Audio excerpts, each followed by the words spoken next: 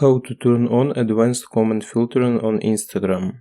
Hi everyone, it is GuideHacks, and in this video I will show you how to turn on advanced comment filtering on Instagram.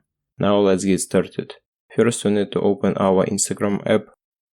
Then we should go to our profile just by clicking on the profile icon at the right corner at the bottom. Now we should find three lines at the top right corner and tap on them. In the appearance menu, we need to click on the option Settings at the top. Then we need to open option Privacy. Here we should click on option Hidden Words at the top. And in the appearance menu, we see option Advanced Comment Filtering.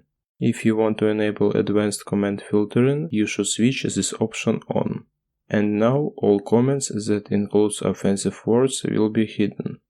And that's all. It was how to turn on advanced comment filtering on Instagram. Thanks for watching. If you found this video helpful, we would appreciate if you subscribe to our GuideHacks channel.